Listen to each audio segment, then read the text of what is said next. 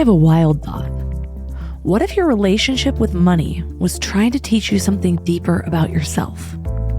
What if every financial pattern, from overspending to under-earning, from hoarding to impulse-splurging, was actually a mirror reflecting back your deepest fears and beliefs? I've been fascinated by this mirror lately, especially as I look at my own bizarre relationship with wealth. I've always known how to make money. It's like this innate superpower that I've had since childhood. At 13, when other kids were sleeping in, I was up before dawn delivering newspapers with the determination of a tiny CEO. I ran lemonade stands, I organized neighborhood talent shows with paid tickets, I went door to door selling cookie dough like it was liquid gold. Hell, in college, I even had a 2-month stint as a phone sex operator. Yeah, I'm still busting out surprises almost 500 episodes in.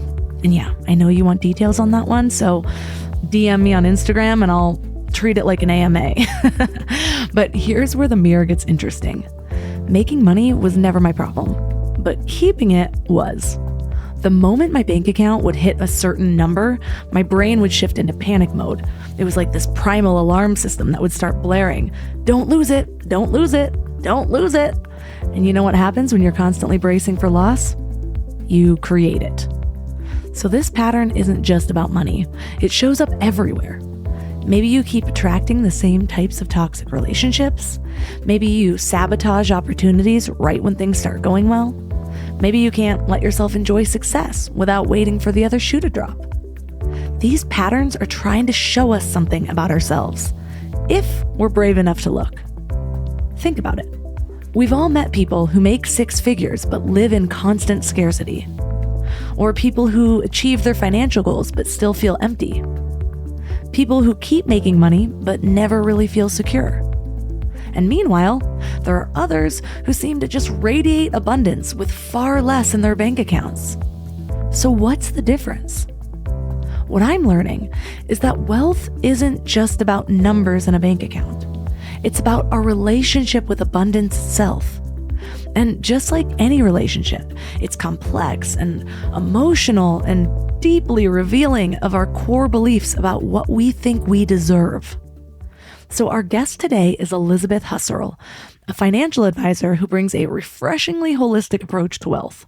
She's the author of a groundbreaking book that explores the psychology of money and teaches us how to transform our relationship with abundance from the inside out. So in this episode, you will learn why money acts as one of our greatest spiritual teachers, if we're willing to listen. How to decode the messages in your financial patterns and transform them from the inside out.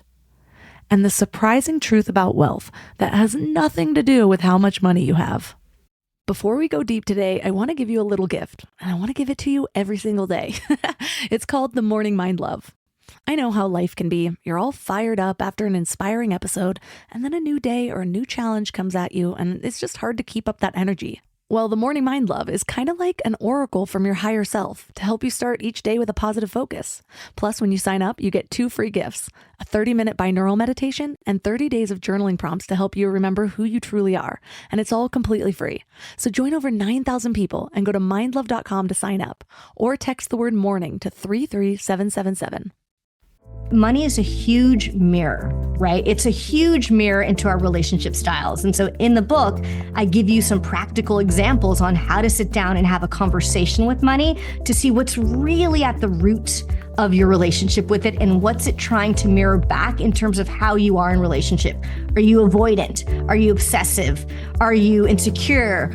Insecure attachment, secure attachment. It helps you just see that. So it's a guide and a mirror. It can be a guide to helping us understand what our purpose is, what we came here to do, what feels in alignment with our values. The way we are in relationship and use it just gives us so much information every day. Turn up your frequency with Mind Love. Bite-sized brain hacks for seekers, dreamers, and doers. It's time to give your mind a little love with your host, Melissa Monti. So what inspired you to start understanding wealth in a new way? Oh my gosh, I've been on this journey for 2 decades. I would say it's twofold. On one hand, I love math, which sometimes people are like, really? I love math and I love psychology. Those have been my two passions of life: psychology, spirituality, math, and economics. And I always wanted to solve problems, but I was captivated by humans. And I was like, what are some of the problems that I'm seeing people around me have? And then when I started digging into my own history, I was like, interesting. Why is there a feeling of scarcity in the collective world that I'm in or my family when that's not the reality that's matching what I'm living?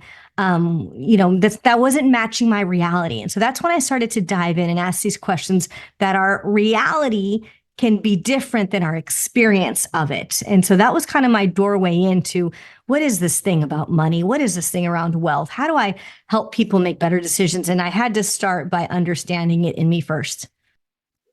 Most of us grew up thinking that more money equals more happiness. Yeah. What was the pivotal moment when you realized that that wasn't really the whole story? I would say there's a couple pivotal moments. I'm trying to think I have so many examples, Melissa. And so I'm trying to get really specific on a couple. So on one hand, I'm super grateful that my parents taught me money management. And by that, I mean, they taught, like, my mom to this day still kind of like manages a checkbook. She taught me how to use one. They taught me how to budget. They taught me how to work for my allowance. So I feel like I had good financial hygiene, which I know not everyone had growing up. But I also felt, and I knew, my dad was a doctor. He earned money. My mom was a therapist. Like, they were both working professionals. We had what we needed. I never lacked material things, but there was still emotional tension. And, and it wasn't, my parents are today still married 50 years in. And I think it was just the natural tension of marriage and life and adulting and being financial, like just being mature adults. And it didn't matter if we had more money, that tension didn't go away. And so I started to ask myself, why is it that we're scapegoating more money to solve things that a lot of times are relational or our experience of it? So, I just, again, started digging into where were some of the threads of unhappiness in my family's life, in my own life, between my parents and in their own journey. So I just started digging and realizing it's not as easy to interpret as what's at the surface. We have to do a little more digging. And it's not just money, but there's so many ways that we use things in our lives to not feel, right? And I think one of the things that I love about your podcast is you're asking us to use our mind, to feel deeply in our hearts, but to use all of our experiences to get to the core of what's really happening. Yeah. I remember this specific moment when I was working for my old company. I was in my 20s. I had around like $10,000, well, probably like $15,000 worth of debt that just felt so overwhelming to me. Yeah. Now looking back, just with different things and business debt and whatever, I'm like, that was nothing. But but I just remember feeling like, oh my God, I don't know how I'm going to get out of this. And then there's this going on.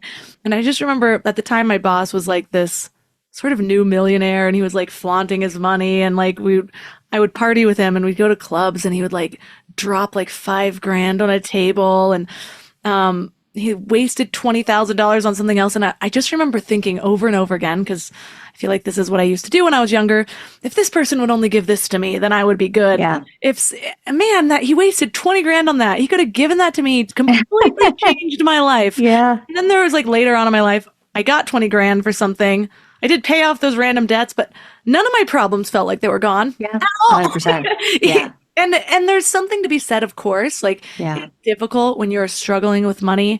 It just feels like that is the big problem, especially if it's like paycheck to paycheck, wondering how you're going to pay for things. But I just find it funny that even though, yes, of course, it would be helpful to not stress about that all the time, almost everybody who has experienced getting rid of that doesn't feel like their problems are gone. It's a new problem. And so if you don't really find that serenity or your own abundance or your own sense of security, you're going to find ways to just sort of transfer that insecurity if you're not doing the inner work at the same time. 100%. Oh my God, I have so many examples now that you gave your examples. So that was great, Melissa. But I'll say a couple things because I work with clients and money every day as a financial advisor. And so I love my job. I get to talk about money and emotions all day long. We don't talk enough about money, which is a big part of the problem. But it's so funny. People start to save and you start to do the financial responsible thing and you see your 401k growing or your brokerage account or your emergency fund. But then there's two things that happen. People hate to see money come out, right? So even though we save for an emergency fund, if you have to use it for something, no one likes it. And then two, they start to get attached to their accounts growing, that when they need it, they're like, I want to retire. I want to go on this trip. I want to do the thing that I was saving for. It doesn't feel good. So to your point, if we're not practicing the internal work of trusting that we are in a currency, we're in a flow, we attach to money in one direction and we stress in the other direction. And we're like, whoa, A, why does that feel off? B, why does it have so much power over how I feel about myself in my life? And then where is the ability to actually experience the flow of life, the flow of wealth, right? And so I see it all the time. We can practice what we think are good financial hygiene and muscles. And then it's like being in a relationship, but we like it only one way. And we all know that doesn't work, right? Because we start caging in our partners. Are like, well, you only like me when I'm happy. You only like me when I'm up. And you're like, no, a real relationship is being with each other through the ups and the downs and all the turns. And so I see it all the time. I love how in your book you compare money to a spiritual teacher. Yeah. Tell me about that. Oh my gosh. Oh, I just got chills. I often find, Melissa, that money sitting on my shoulder, just like talking to me, be like, oh, did you hear what they said? And it's like, so I treat it as, for me, it's a guide, right? Like some people have animal guides or spirit guides or their own practice. And why I say that is because for a couple reasons. One, money is a huge mirror, right? It's a huge mirror into our relationship styles. And so in the book, I give you some practical examples on how to sit down and have a conversation with money to see what's really at the root of your relationship with it and what's it trying to mirror back in terms of how you are in relationship. Are you avoidant? Are you obsessive? Are you insecure? Insecure attachment, secure attachment. It helps you just see that. So it's a guide and a mirror. But I think simultaneously, Melissa, when we start to experience wealth and recognize the ways in which it can help us create moments of meaning or feel wasteful consumption, that we all know what that feels like when you're like, oops, that didn't quite feel right. That's okay, but I don't want to continue that pattern. It can be a guide to helping us understand what our purpose is, what we came here to do, what feels in alignment with our values. The way we are in relationship and use it just gives us so much information every day. So I treat it as a guide. I treat it like a family member. I literally have framed pictures of money around my house and I say hello. And I interact with it daily because I have learned to give it that level of respect in my life. You talk about the indigenous women in Oaxaca. Did I pronounce that right? Yes, Oaxaca. You did. Great. Perfect. I love that. They showed you a completely different take on wealth. Yeah. What hit home for you about their way of seeing abundance? I get chills when you ask that because it was a way of being. Like I really want to emphasize, it was a way of being. And even in answering your question, I see myself slow down, right? I'm an animated person, but when I think of just how they were in the world, there was a trust in community, right? So their bonds were stronger. And so it was this feeling of, if I didn't have enough, I had a community to lean on, right? And even if our community didn't have enough, we were going to figure it out. There was a trust in nature. There was a very aligned relationship with nature, respecting what resources they were using, what they were taking, what they were giving back. There was reverence. So wealth was being in relationship with their world and their own spirituality and cosmology. It was more of an exchange and less taking, right? Less hoarding, less it's mine. It's more, it's collective. So getting the opportunity to live with them for 2 years was magical. And it hit me like a ton of bricks where I'm like, my work isn't here. I go to Latin America to kind of renew and restore and recharge. But I was like, my work is back in the States. And I, from then, started asking the question, why is it that we have so much and yet we still feel poor? And that reminds me of something else you say, this idea of embodied wealth, because it's not Yeah. just another buzzword. It's about what it actually feels like in our bodies when we're experiencing true wealth. Yeah. How do you even begin to get there? Yeah. No, that's a great question. Um, you ask great questions, Melissa. I so appreciate it. And because I can feel you also taking the nuggets and digesting them. And I think you're giving a great example of so embodying wealth is to taking the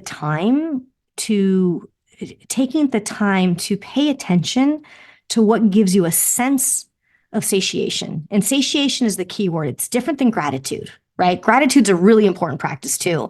Satiation is slightly different because it's an experience of feeling fulfilled, right? We know what it's like to have eaten a meal that just hit the spot, right? I didn't overeat. I didn't undereat. I don't feel gross because I consumed this thing. You got a meal and it hit the spot. And it could be a combination of the ingredients, the conversations you had, the setting, but you walk away and you're like, wow, that was awesome. So those are moments of satiation that if we take enough time to digest and integrate, or take enough time to digest and release the ones that aren't satiated, we start to build these moments of meaning that compound just like interest does, right? We know what savings, what compounding, the power of compounding interest does in our savings accounts. When we start to do that with finding out what satiates us, we start to build an experience of wealth that has a deeper foundation in knowing that we are enough, we have enough, and we can connect to that power, that well of enough.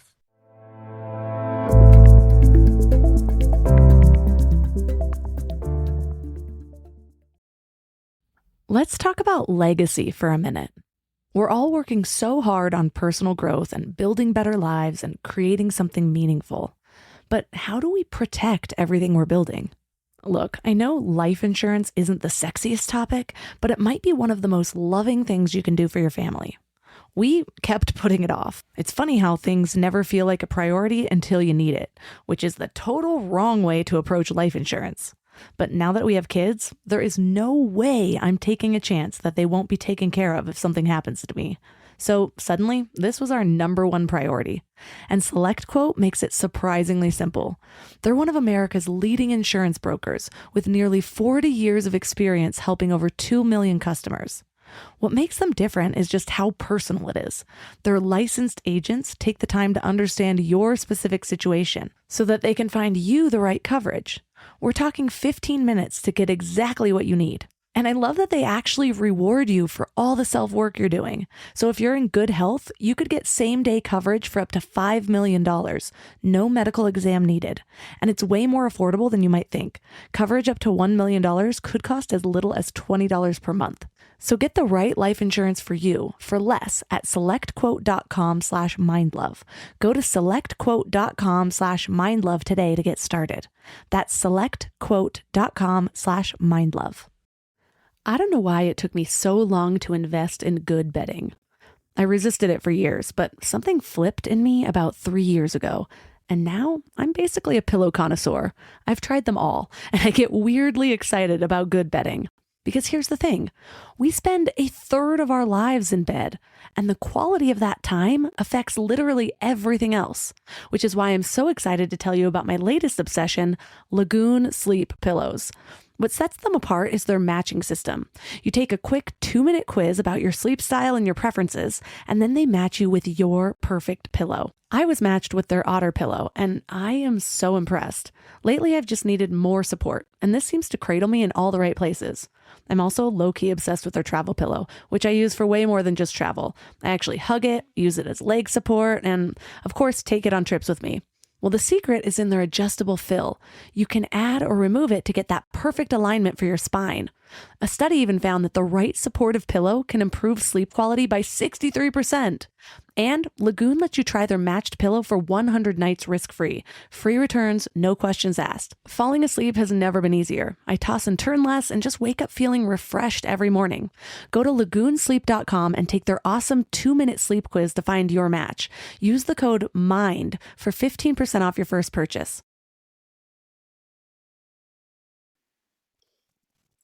I'm reminded of 1 year in business. It was the year that I felt like I made it.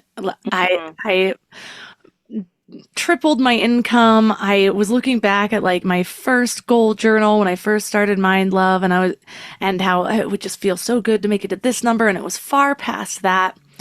And in that period of time where I first made a lot more money than I was used to, I ended up being like, well, I can't lose this. And I got really obsessed with the idea of not losing it.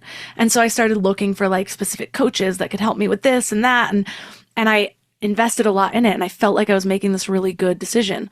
And then through a couple of coaching relationships, I've had some really amazing coaches and I've had some not so amazing coaches, and that just had big promises that we didn't even sort of inch toward the relationship. I'm like, where was this? I don't know. Not the point. But I remember looking back, and I know one of the things you talk about is if money is a spiritual teacher, it's teaching us lessons. It's bringing us to the things that we want to know. And when I looked back, I could see how much of the money that I made I had wasted on this idea that somebody else was going to almost come and save me. Yeah. And what I found out, it wasn't just that they were bad coaches. It was that I already knew so much of the information. I didn't need those coaches at all. I'm like, oh my God, this is like level 1 to my level 10 that I'm already at. Right. Like, why did I think I needed this? And it was like a come to Jesus moment of like, oh man, like all this stuff you're teaching, this was like your moment of embodying it, your moment of being I'm constantly telling people not to reach outside of themselves for the answers. And that's exactly what I did. Yeah. So it was just this moment of like money as a mirror and taking me through the trenches of exactly what I teach. Yeah, that's such a great example, because ultimately, Melissa, it's like we can throw money at the situation, right? And so what I'm hearing you said is like, you kind of you weren't necessarily using those words, but throwing money at wanting to keep money. And money's like, check that out. She's using me to keep me. Like and literally, personify money. That's what I love about the practice conversations with money. Sit down and have a conversation, and it'll crack you up when money starts to say like, oh, check you out. Would you have done that? Right? Does that sound like the right thing? Spend a lot of me to keep me? Like, what's missing there? Whereas, right, when you start practicing a conversation with money, which is freaking free, grab a journal, hopefully one that you have, and you start having a conversation. And what's really important, it's not you talking to money, right? We do that we actually don't do it enough, but it's not you talking to money. It's you having a dialogue where you say what you need to say. Like in this case, you know what, money, I'm so proud of myself. I've hit my goals. Amazing. First, kudos on your back. Now I want to keep you. What do I do? Right. And so you switch roles, and you're actually money talking back to Melissa. And money could have, I'm not your money, but it could have said, okay, Melissa, let's get clear. What are your questions? And you'd be like, well, money, here are my questions. And then money could have said, okay, Melissa, let's choose one. Right. And is it something you can research? Do you know someone in your life who could teach you about it? And you start to get really clear about a plan that's strategic to you. And it doesn't mean that you wouldn't have hired someone in that process, but we're more intentional and kind of clear around what that next step is, right? And because what I tell people is that it's not that I'm trying to get myself out of a job. I'm a financial advisor for a lot of my clients, but I still can't be in between you and your relationship to money, or anyone's relationship to money. It's kind of like having your therapist live with you 24 hours. That's not a healthy relationship, right? They can help you, but you don't want them all the time in your house. And so, but we don't see it that way. We don't recognize that it's a relationship that you have direct and free access to at all times. There was a podcast documentary about that. Some therapist who kept scamming his clients ended up living with an elderly man, getting him my God. It was a whole thing. And no, it was not healthy. So exactly. Yeah. And we give our power away, right? And I know what that feels like. I know when I go to the doctor and they start talking to me in medicalese, I'm like, I don't know what you're saying, right? Translate. And I know in my industry, we give our power away. Things sound complicated and some things are.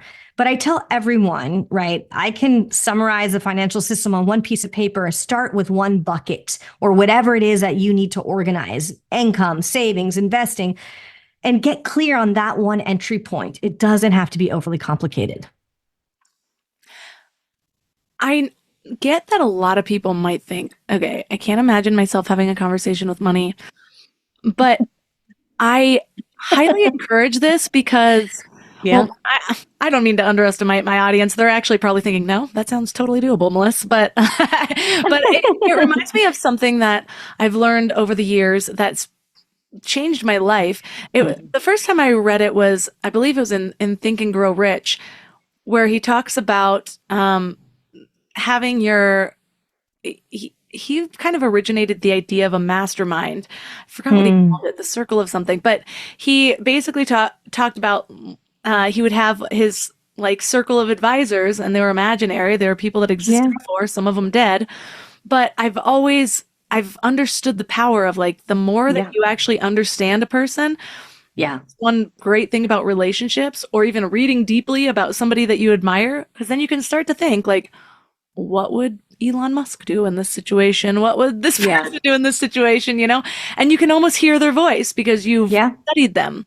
And that same thing can happen with money if you just sort of clear your channel. Yeah. It might sound crazy, but just try it. You don't need, and what we do is we think, well, I know I'm not going to know the answers because I already am confused about this. And it's like, if we're always leaving all of our issues on the surface level of our minds, that's one of the powerful things about just writing stuff down sometimes. When you see it written down, you're like, oh, that's much simpler than my head was making it seem. But the same thing with silence. If you just sit there and you're like, okay, I have no idea what this money is going to say, but and this sounds really silly, and I don't even know if I feel sane. But you just sit there and you ask the question, and then like meditate almost, or like focus on the energy of money and let it come. You're probably going to get more answers than you would have thought you would have. Oh my God, 100%. And so I'm going to say a couple things here, because first of all, I want to normalize everyone has resistance, right? Like, so you're not crazy, Melissa. Everyone has resistance, even though you could 100% believe it works. The second thing I would say is that if you feel resistance, like, is money even real? Can money talk to me? Talk to the part of you that deals with bills, or the part of you that goes shopping. Grab your favorite shoes and be like, this is my shopping shoes. This is my checkbook. It's the part of you that is in relationship with money. Talk to that part. So much like you talk to your inner child, you can do parts work as well if that makes it easier. Because there is the part of you that is more in financially charged. And so they may have an opinion as well. So you can break it up in different ways to make it easier. And then the last thing I would say is that, it's helpful. I disclosed my first relationship to my first conversation with money in my book. And I did that on purpose because it was like a smack in my face, right? I was like, oh my gosh. And it kind of goes to your first question, Melissa, like what were one of those pivotal moments? And I remember I had just graduated from my grad school and I wanted to start my private practice. No one had taught me how to be an entrepreneur. My parents were always W-2. And so they just kind of earned their money a certain way. And there's a different way of earning it. No one had taught me that. And I couldn't figure it out. I couldn't make ends meet. I could see that credit card similar to you that was kind of ranking up. And I was like, what am I doing wrong? I've been super successful in other areas in my life and I'm doing it wrong. So I go to this last workshop before I graduated. It was on how to build a private practice. And Michael Klein was the instructor, and he taught us this tool, how to have a conversation with money. It's a Gestalt chair exercise. We do it in therapy when we talk to people who aren't in the room that we have to resolve things with. And I had the conversation with money, Melissa, and I was so angry at money. I'm like, where are you? Why aren't you showing up more? Right? I just want to hold on to you. And money's response was like, whoa, chill out, Elizabeth. You are holding on way too tight. You put too much pressure on me to figure this out. Take responsibility that you don't know how to be an entrepreneur, and that is okay. Start there. Learn how to have a business, learn how to charge fees, learn how to market to clients, but learn what you don't know. Stop smothering me, Because in reality, I don't want to come in when you're smothering me. And I was like, whoa, you kind of sound like an old boyfriend. I get that. Okay, there's a relational pattern here that I have to take ownership with. And it was like a bucket of cold water just on. I felt such relief. I'm like, okay, money, let's start over. Let's be friends. Help me figure this out. And let's take one step forward together. And ever since then, that was in my early 20s, I'm like, okay, money, I don't have to have all the answers. Even in this industry, I don't have to have all the answers, but we can work together to take the next step forward. And it just radically changed my relationship to money. Most people that I've spoken to, including my former self, that had a really difficult time managing their money. The hardest part is that getting started part because they're afraid of what they're going to see. And they know, like, okay, well, I don't know if I can afford my lifestyle. So this is going to show me all the places that I need to cut back. And I'm not quite ready for that. Or I'm like, they're almost ashamed. And then hiring somebody in is like, wait, no, I at least need to clean this up a little bit before I hire somebody in. What would you say to those people about just sort of inching their way in, or at least being brave enough to see the overview of their situation? So I would have them hold their hands out. In one hand, right, you can hold the feelings of shame, guilt, discomfort, all the stuff of not looking, right? And in the other hand, you can hold the possibility of choice. And that's really what they're holding in their two hands. They can continue all the unprocessed emotions that come up when you don't look, when you don't know, right? Or you can hold the possibility of choice. Because when you start to look at what comes in and what goes out, at what you earn, what you spend, yeah, some things may come in, some things may be taken out, some things may get added, right? But there's choice in that element of being able to design your life with the resources that you do have that are coming in. Even if we have to adjust things, right? You get to design your life instead of living by default. So bring it back to that. Do you want to live by choice, or do you want to live by unprocessed emotions? And then, in my world, I'm like, well, that's duh. I'm going to live by choice. And when I start to look at the choice, right, and I'm looking at my budget or my spreadsheet, I actually like spending plan. No one likes a budget. It's a diet. But a spending plan, right, allows me to take the money I have and the resources. And there might be categories that have adjustments, but it doesn't mean you can't satisfy those categories. And that's really important, right? And that's where the work around human needs and the wealth mandala is.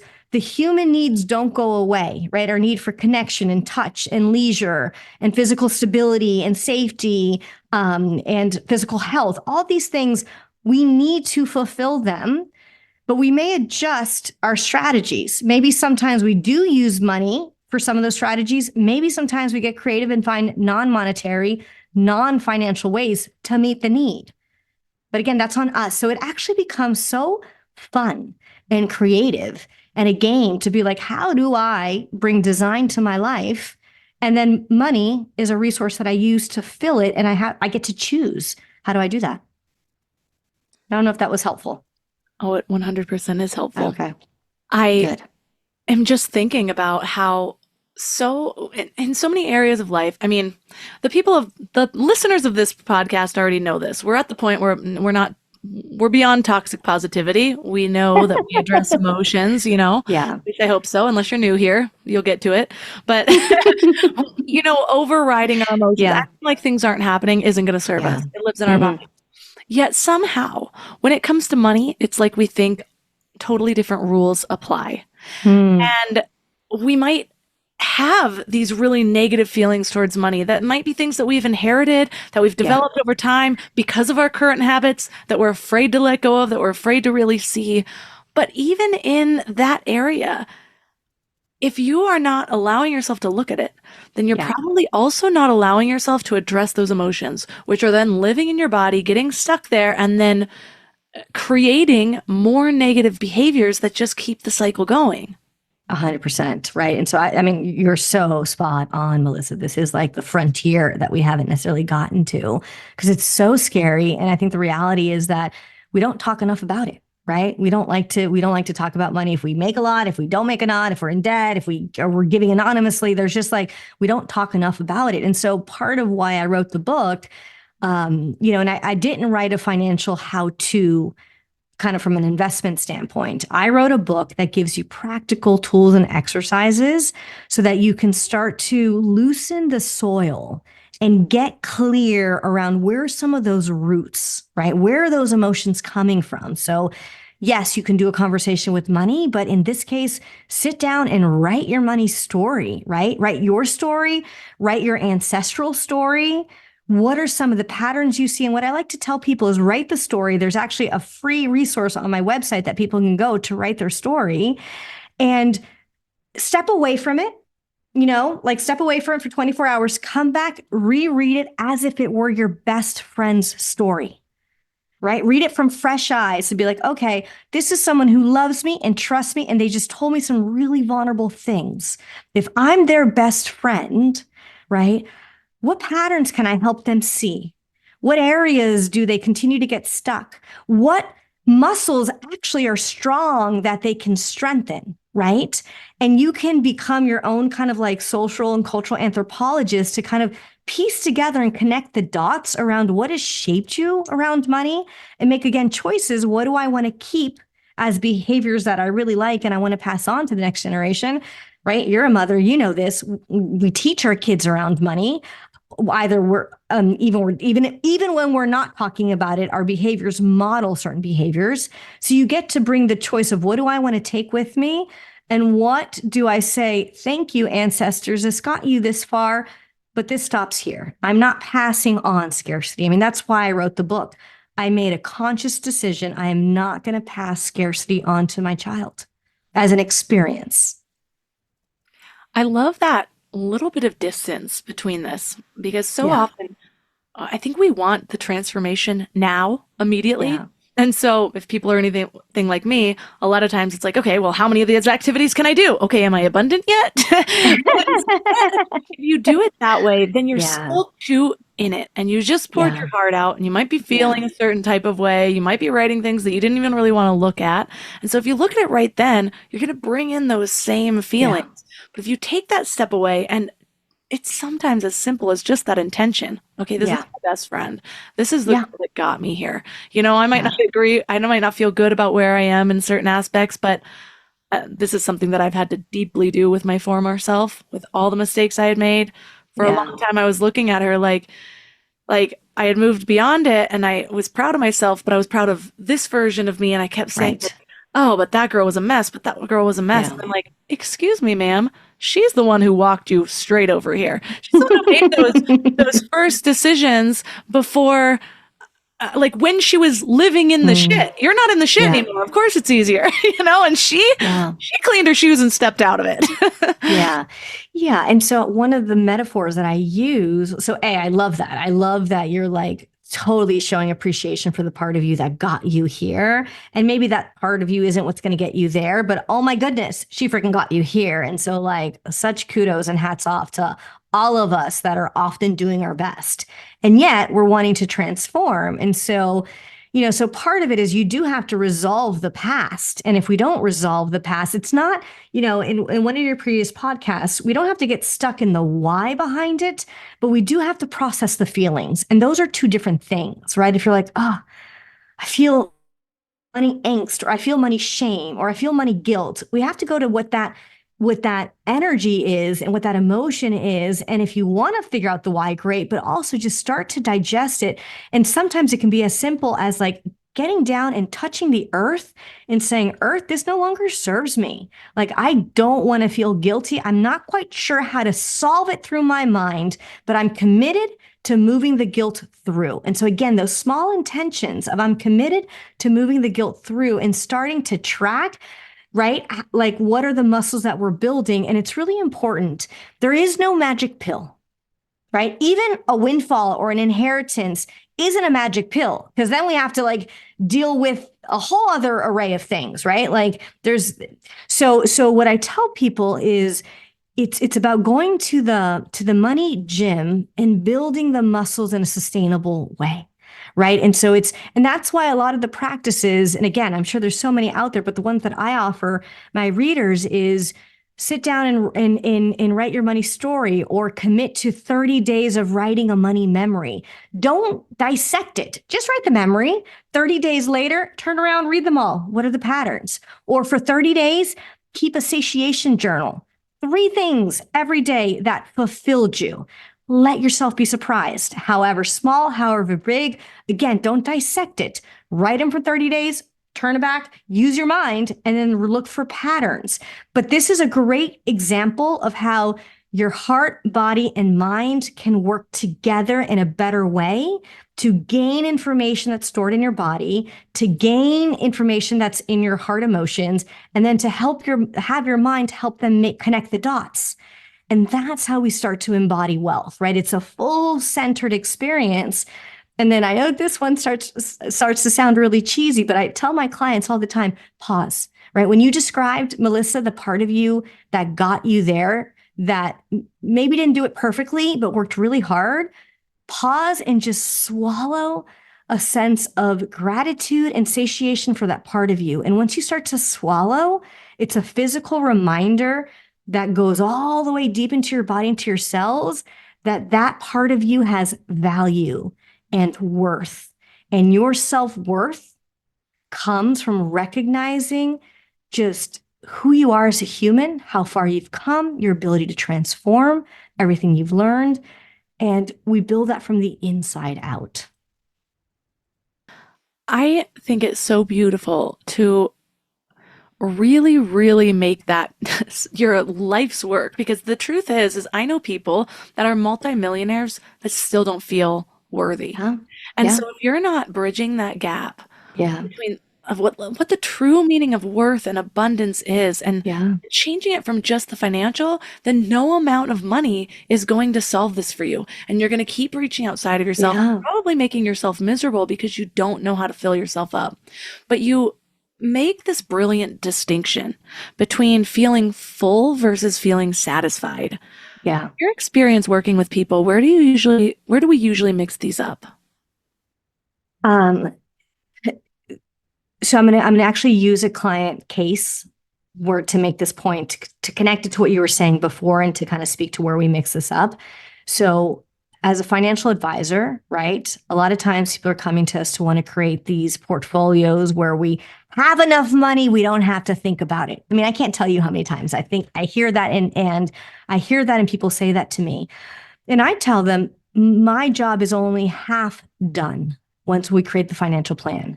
The other side of my work is having them really get clear on their wealth mandala. And what I mean by that, the wealth mandala is breaking wealth or redefining wealth to be more holistically, where financial stability, AKA all the things that we use money for, is only one sliver of that pie, right? And so there's financial stability, there's physical health, there's safety, there's touch, leisure, connection, belonging, understanding. I mean, there's 12 different needs. And when people come to me and say, well, I feel full, right? I have the portfolio I need. I've saved enough, multi-millions, right? I have enough to live off of, even though they never really say that, but they're like, I think I've saved enough. And then we have to work through those numbers. And then I say, great, maybe your financial stability piece of the pie is filled. Let's fill that up. Let's color it in. Let's recognize it for what it is. Awesome. Now tell me, how are you feeling in these other areas? And Melissa, there hasn't been an exercise that I do with a client. They don't come back. They're like, oh, wow, guess what? In this area, I'm at a 2 out of 10. In this area, I'm a 1 out of 10. In this area, I'm a 5 out of 10. And we start recognizing that there's other areas of poverty, right? That's really fueling and feeding the feeling of not enoughness. And once we start to discover that, then we can be like, oh, wow, my job isn't done, right? Our job is to recognize, how do we channel resources, and again, monetary and non-monetary resources, to satisfy and not just fill. And so that's the distinction. How do we satisfy you so that you feel a moment of meaning, where you feel a connection, where you feel purpose, and whatever you chose, whatever strategy you chose to satisfy that need, versus filling it up to just feel like it's superficially met. And that's the distinction. And I think, again, go to your body. Most of us eat every day, right? I mean, you could be fasting, but most of us eat every day. You know the difference in your body between when you're eating to feel satiated and fulfilled, when you're eating on the go and you're like, oops, I got to pick up the fast food because I just don't have time, or when you're overeating out of anxiety. We all know what that feels like. That reminds me of digesting. You also said something that I've been just holding with me since I read this part in your book, but you talked about digesting meaningful experiences, not just collecting them. It reminds me of an episode I did way back, episode 333, with this woman, Bridget Hilton, and she calls herself the experiential billionaire, and it's all about really getting the most out of experiences so you don't die with regrets. And it's so true, because if we're just constantly trying to accumulate wealth, and then like a lot of the times, I know a lot of people who are in this like money grab kind of energy. Yeah. And then they're like, well, I got to travel. I got to do these things like rich people do or whatever. And then they're going out there and doing it and they never really feel it. And so it's, they don't even feel their own wealth. And that's true whether you have a lot of money or not. There are people who have hardly any money that would be what we would consider in poverty, but they feel wealthy, they feel rich. And so what is your go-to practice for really absorbing the richness of a moment?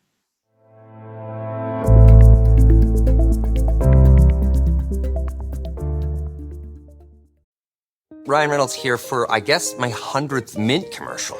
No, don't. I mean, honestly, when I started this, I thought I only have to do like 4 of these. I mean, it's unlimited premium wireless for $15 a month. How are there still people paying 2 or 3 times that much?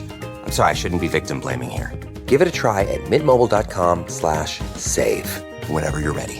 $45 upfront payment equivalent to $15 per month. New customers on first 3-month plan only. Taxes and fees extra. Speed slower above 40 gigabytes. See details. Chronic migraine is 15 or more headache days a month, each lasting 4 hours or more. Botox, onabotulinum toxin A, prevents headaches in adults with chronic migraine. It's not for adults with migraine with 14 or fewer headache days a month. It prevents, on average, 8 to 9 headache days a month versus 6 to 7 for placebo. Prescription Botox is injected by your doctor. Effects of Botox may spread hours to weeks after injection, causing serious symptoms. Alert your doctor right away, as difficulty swallowing, speaking, breathing, eye problems, or muscle weakness can be signs of a life-threatening condition. Patients with these conditions before injection are at highest risk. Side effects may include allergic reactions, neck and injection site pain, fatigue, and headache. Allergic reactions can include rash, welts, asthma symptoms, and dizziness. Don't receive Botox if there's a skin infection. Tell your doctor your medical history, muscle or nerve conditions, including ALS, Lou Gehrig's disease, myasthenia gravis or Lambert-Eaton syndrome, and medications, including botulinum toxins, as these may increase the risk of serious side effects. Ask your doctor and visit BotoxChronicMigraine.com or call 1-800-44-BOTOX to learn more. And so what is your go-to practice for really absorbing the richness of a moment? Yeah. And, it's so whenever I break down practices, I do it in all 3 centers, right? Because we're not just the heart, the mind, the body, right? And so for the body, right, to digest a moment, I literally tell people swallow whatever that moment was. For me, I love moments of meaning where I feel joy. I'm a super joyful person. And when I recognize, I'm like, oh my God, that was a moment of joy, I will stop. I will close my eyes, I will swallow, and I literally let that joy go all the way down to my toes.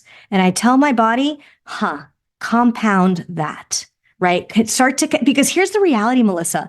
Once your body starts to experience something, now you have an energetic reference to make your way back to when you're no longer there. I mean, that's why meditation works, right? You start to have an energetic reference of what it feels like to be on the pillow in a calm state. So I do that by digesting what brings me meaning. For me, it's joy, right? And that doesn't have to be for everyone. So start to recognize how would you describe your moment of meaning? Literally swallow when you have them. So that's my body practice. My heart practice, I'm super communal. I love friendships and relationships. I love talking about a great party after it happened because you get to relive it again, right? And so sharing pictures, telling stories, taking the time, because I'd be like, oh, I'm too busy to do that. And you just recently had a podcast on relationships, right? And how we have to take the time to build these relationships at a deep level. And so that's kind of the heart practice of feeling satisfied by everything we spend time and money doing. Like, make sure you take time to feel the feels around it. And then with my mind, right? It's for me, it's more of the practices. Like, I love that the new year time, because in the new year, I will always take time to look back. Like, I always have a word for the year. So I'll look back and be like, how did my moments of meaning support my word for the year? What's starting to bubble up for the word for next year? And then the goals are connected to the word and the essence that I'm wanting to experience. And they're connected to what came through my body, what came through my heart. They're not just abstract, right? And so that's how I take time. And I mean, there's so many examples, but those are just 3 examples of how I'm taking the time to digest life. And I'm a fast moving person. I've had to practice slowing down. And I had a teacher once tell me, it only takes an instant, right? I'm not one to meditate for an hour, but I can stop and swallow for 30 seconds. And I know I'm digesting a moment of meaning. It's so interesting. We have similar practices with that body one. It's one that I am constantly teaching people, that so often we're trying to build these new habits. We're trying to come back to something. And whether it's something like joy or your meditation practice, if you're just sitting there and allowing what goes through your mind to be like the nerves before doing it, or, oh, I got to do this thing, and then you do it, and then you just kind of get up and go, you aren't going to be instilling the right feelings within you to want to come back to it, because your whole memory of it's going to be that whole beforehand time of dreading it, resisting it, whatever it is. And so for meditation, for example, I'm like, right afterwards, sit there and notice, how do you feel right after you do something else that you really want, going on a run, doing your budget, whatever it is. Sit there and be like, this feels amazing. And then amplify it. But I love the word compound. For some reason, I probably am going to end up switching my whole process to compound versus amplify. Sometimes it's a little thing, but it's just like, when I amplify this, and you start to realize that you even have, we do it all the time with misery. When we're feeling good, we tell the story over and over again till we feel like absolute shit. And so if you could do that same thing with joy intentionally, with abundance, with whatever it is that you're moving towards, and you make the conscious decision to amplify or compound, and then sit in it and really, and then give yourself gratitude for even amplifying it, all those things, dwell on that instead of all the other things we dwell on. And oh my goodness, Melissa, can we share more with each other that we love our lives? Yes. Right? Talk about the next taboo, even past money. We don't say that enough. Like, I love my life. I say it to my husband at least once a week, and he laughs now with me. At first he's like, okay. And now, and funny enough, he's found his way. His isn't so much joy. He's much more of a spiritual practitioner, and he feels bliss. I'm like, kind of same thing. Well, whatever. You'll have your bliss, I'll have my joy. But to share with each other that we love our lives, oh my God, there's so much power in that. I love how that's a taboo, or I dislike how that's a taboo, but it's just so funny because that's true. It's like, we have no problem trauma bonding or like bonding over how hard it is to be a mom or whatever. It's like, normalize being like, I freaking love my kids. Oh my God. Even in the chaos, it's so great. Or I love my life. I love my messy living room. I love, like, why? Yes. Normalize that, because we take on the collective. And what we're seeing from others paints our worldview, and it affects what we believe is possible for ourselves. And so in sharing, whereas one person might be like, well, I don't want to brag, Sonia's having a difficult day today, or whatever it is. It's like, okay, well, does it help your friend Sonia if she thinks everyone's having a bad day? You don't need to go like brag about it in front of her when she's having a hard time, but we don't need to hide the fact that we're happy. And we're actually giving permission to other people to celebrate their lives, to celebrate joy. And so it's a gift to be present and to really acknowledge the goodness of your own life. Right. And don't hoard it. right? Like, why do we hoard the good things and we're sharing like the trauma bonding, like you're saying? It's like, no, that is a gift you can give every day. We can be sensitive if someone's going through a really hard time. Maybe they can't receive the gift, but not everyone is going through a hard time. Give the gift of inspiration that things can go well, that marriages do work. I love my marriage. And I make a point of saying that out loud because not enough people do. And it definitely has had its ups and downs, and I've learned a ton, and I'm not naive, but I love being married and I love my partnership. And I'm happy to share about that because I think it inspires my daughter, who's 14, that healthy relationships are possible. And she's seen us go through different ups and downs. So the more we can say, I love my life where I'm at, again, we get to experience that power of I have enough, I am enough, I'm connected to my well of enough. Marriage was actually the first time I really felt like I felt a sense of security. So I love marriage too. Wait. And can you, I love that you say that because this is like my 2-second, like sometimes it cracks me up that in our culture, we call investments securities. Right? We have the Security Exchange Commission. Investments are securities. And it's not that it doesn't give us some sense of security, but I love how you just said that marriage gave you your first experience of security, right? And when we start to broaden how we experience security, again, we demystify it and we release a little bit the hole that money gives us security. This reminds me that I know that there's people out there that haven't had a lot of joy around money. It's always been a struggle. It's what they remember from their childhood. It's what they're still experiencing. And so when they're hearing us say like, yeah, think about joy and money and all these things, it's like, okay, maybe I haven't reached that level yet. But you just talk about looking at money as neutral, like electricity. And so for my listeners who've been burned by money, how do they begin to shift that charged relationship? So a couple things come to mind when you ask that question. So one, again, I close my eyes and it's a practice of unconditional acceptance, which I speak about in the book as well. Like, so really just extending unconditional acceptance to you and to money for trying your best to get where you are. Second step is to commit to the possibility of there being a blank slate. You can start over, right?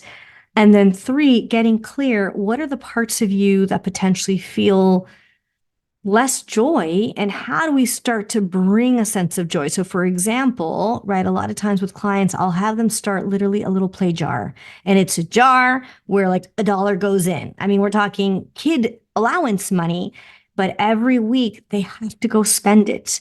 And they can spend it on what their inner child, what their little kid would have done. So you go to a toy store and you buy stickers, right? You treat yourself to an ice cream. And then you start to realize actually Wendy's doesn't taste the same as an adult as it did as a kid, right? And so you may not go and spend it on the same ways, but start to be like in an amount that doesn't take away from some of the other things that you're trying to do, right? If you need to pay the utility bill, if you need like $5 a week, could potentially be an amount that you could just bring play back into. And if you're like, okay, I'm going to use that to buy a coffee, go buy a coffee and see if you can talk to someone, right? Whatever brings you that sense of joy. And so it's bringing small amounts to the table, being super clear where you don't feel joy in your life and how can money become a friend to help you bring joy there in whatever amount it is. It's not the amount. It's more about bringing the energetics and the intention of like, actually, there's an area in my life that I don't feel joy in and I want to ask for help. I'm going to make my list of potential ways that maybe I could bring joy and money. You're going to be one of my board members or friends or guides that potentially bring a little joy here, much like you would potentially reach out to your best friend. But we have to make the intention to want to start to bring joy to that area. And what's really important, Melissa, we can't scapegoat money. We can't say, you know what, can't experience joy until I have money. Money is on my shoulder being like, WTF, why am I being blamed for you not experience joy? We can experience joy without spending $1 of me. We got to figure that out. Right. And one thing that was a huge game changer for me was just realizing that money is an energy. We make it like this god in our lives when really it's just a tool. It's a tool of exchange. and we just build it up to where it's just this thing that's untouchable. And why? Well, what just occurred to me, I have never said this out loud, so I'm going to say it and see where it goes. It's like, it reminds me like love, right? Like love is an energy. And sometimes love creates the worst hurt and pain that we've ever, gone through. Like heartbreak sucks. And yet we hold love on a pedestal, right? And so it's a similar, and yet we keep coming back to it. There's not as much taboo around love, even though it hurts us like nothing else that we've known, right? And so it's the same thing with money, is that even though money can help us feel things, good and bad, we don't hold it in the same esteem or the same kind of energy as love. Why? Yeah, it's like we've been tainted, a lot of people have been tainted with this idea that money is the root of all evil, or that then they feel shame for charging what they're worth. And it's just this vicious cycle. And then another thing that comes up, I found that people get sort of trapped into, we've talked about the people that have always had that negative relationship with money, or it's always just felt unreachable, whatever their situation is. But then there's the people that are like, okay, I've experienced this, and now I'm making twice that or 3 times that. But they're still living paycheck to paycheck because their standard of living just goes up, and it still seems like it's untouchable, even though they can keep making more. Yeah. And so this is what I would tell people, is that can we commit as a society to strengthen a healthy relationship to money, independent of how much we have? Because what you're describing, Melissa, is so accurate. We all have someone in our lives that has a ton of money, much more than we do, and doesn't feel happy. So why is that our model of success? Versus if there's more people, ourselves included, committed to a healthy relationship to money, it's independent of how much we have. We can start to tilt the scale, right? Much like love, there's enough people in my life who have a healthy relationship to love that when the pessimists come in and say, I don't believe in relationships, I don't believe in marriage, I can kind of situate them. They're not the dominant voice. And if we start to do that in money, where there's enough people who have a healthy relationship with money, a direct relationship with money, they know what enough is, then we can start to shift the scales towards, oh, that's what's important.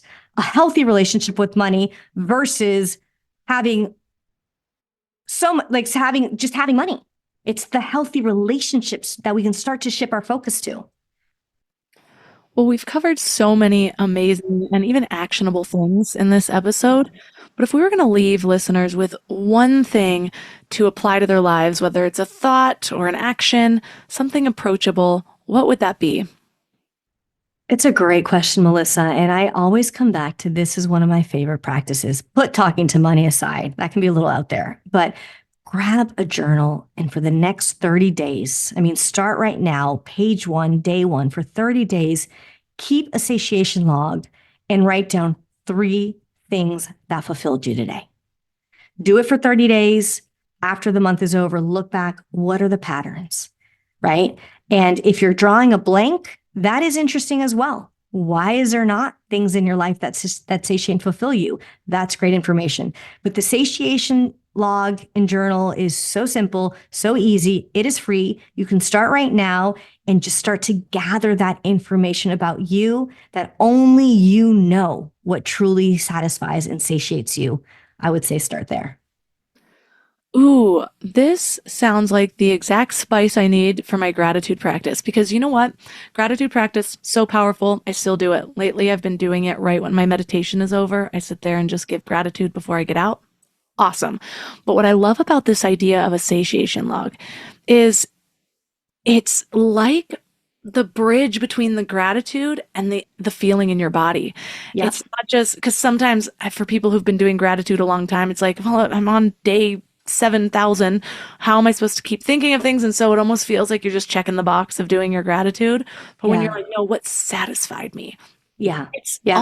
Clearly it's things that you're grateful for, but it really forces you to bring that into your body, which is where the transformation occurs. So thank you so much for not just everything you've brought to this interview, but to the world. This is such a powerful book for those that are really looking to transform their relationships with money. So for listeners that are interested in connecting with you or finding your book, where's the best place to reach out? Thanks, Melissa. I have a website. So website is basically my name, ElizabethHusserl.com. You can order your book through there. I mean, it will take you to wherever you buy books. I have free resources from the books on the website. So you can reach me through that website or my firm website, peak360wealth.com. So both are great areas. I also have an Instagram handle, Elizabeth Husserl. So I do posts, I do little snippets and insights there as well.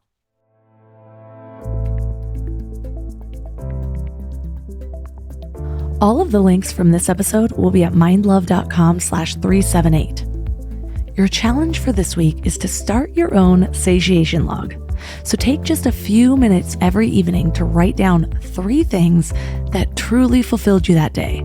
And not just things you're grateful for, but moments where you felt genuinely satisfied and complete. And notice how this practice starts to shift your attention from what's missing to what's actually nourishing you. I am so excited about this challenge. I think it's going to change my life. It's like going to be the new novelty that I need for my little practices, because I've been doing gratitude for a really long time. But sometimes, if you've been doing gratitude for a while, you start to feel like you're just doing whatever you can to just fill out the numbers. You guys know what I'm talking about. So something about switching this around to a satiation log feels really fresh, but also like it's gonna hit a different part of me, maybe even activate a different part of my brain.